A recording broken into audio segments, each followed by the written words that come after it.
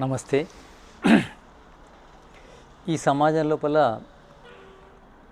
మనుషులు నమ్మితే ప్రకృతి పరమాలను నమ్ముతారు. ఇక నమ్మితే కేవలం దేవుణ్ణి నమ్ముతారు.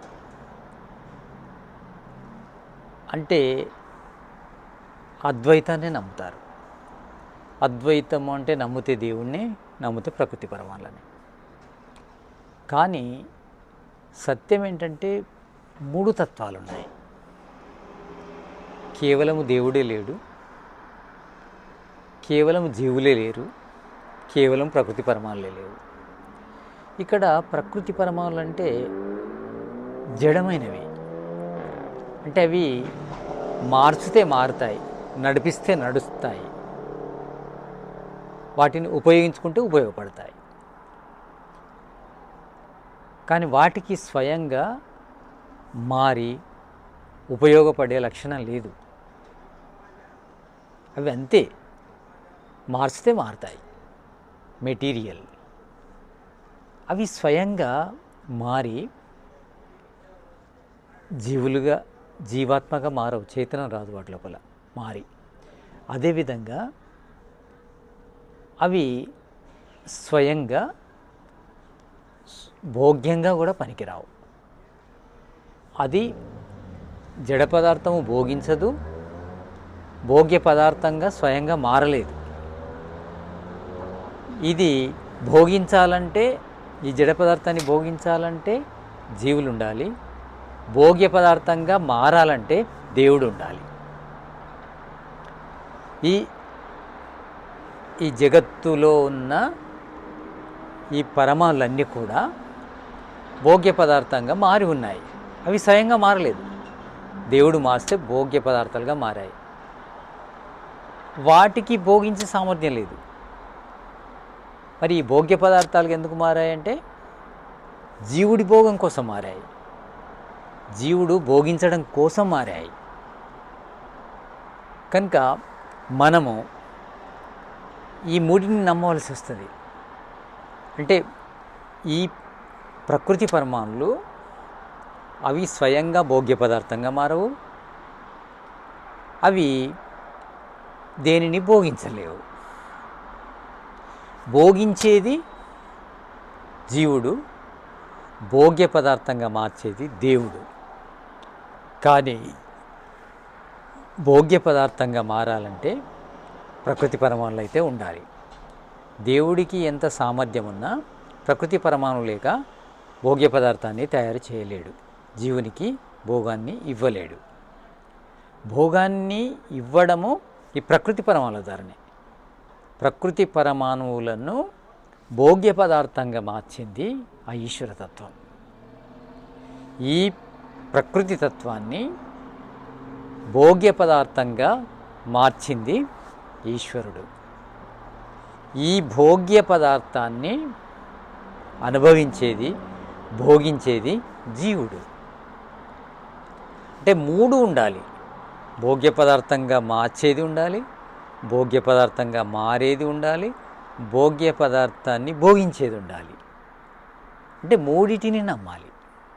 ఇదే త్రైతవాదం. ఇందులో కేవలము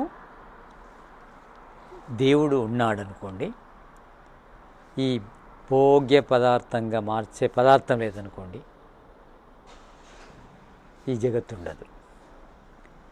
కేవలం జీవుడే ఉన్నాడు అనుకోండి, జీవుడికి భోగ్య పదార్థం అవసరము, ఆ భోగ్య పదార్థాన్ని భోగించడానికి శరీరం అనే సాధనం అవసరం.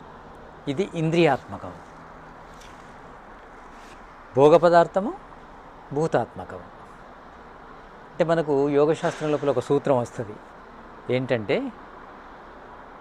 ప్రకాశ క్రియస్థితిశీలం భూతేంద్రియాత్మకం భోగాపవర్గార్థం దృశ్యం.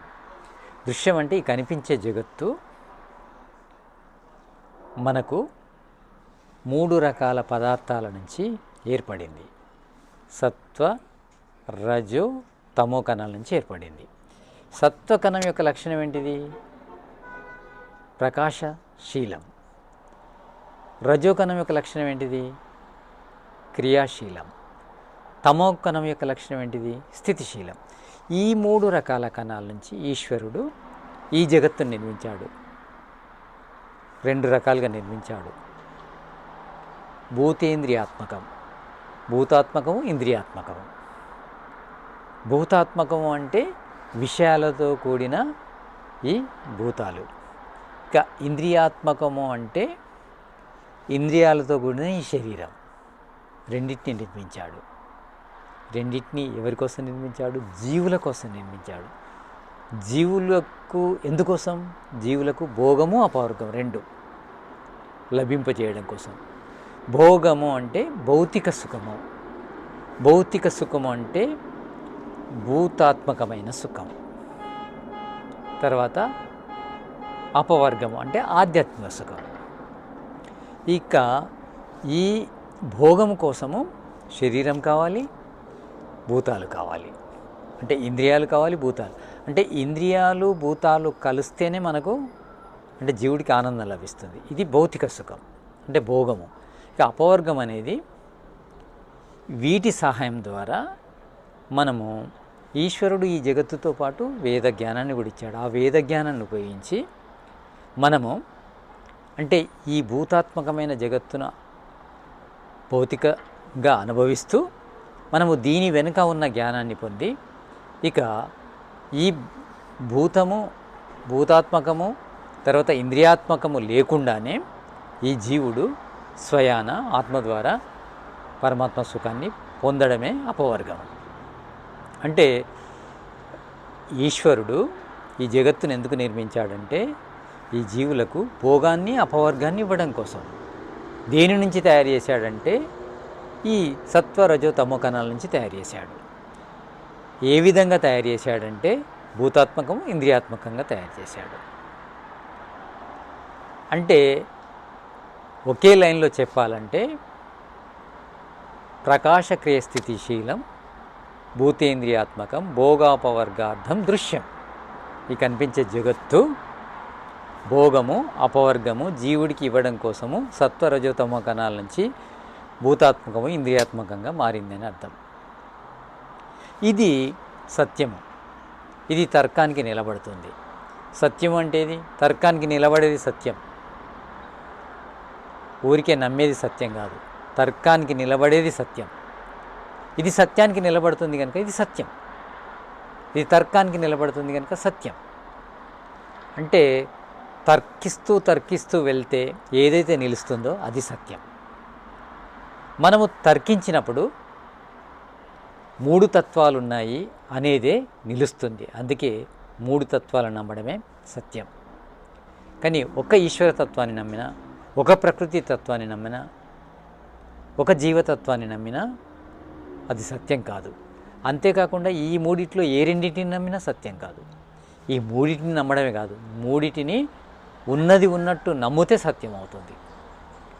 ఆ సత్యము మనకు తెలిస్తేనే మనకు భౌతిక ఆధ్యాత్మిక సుఖాలు లభిస్తాయి.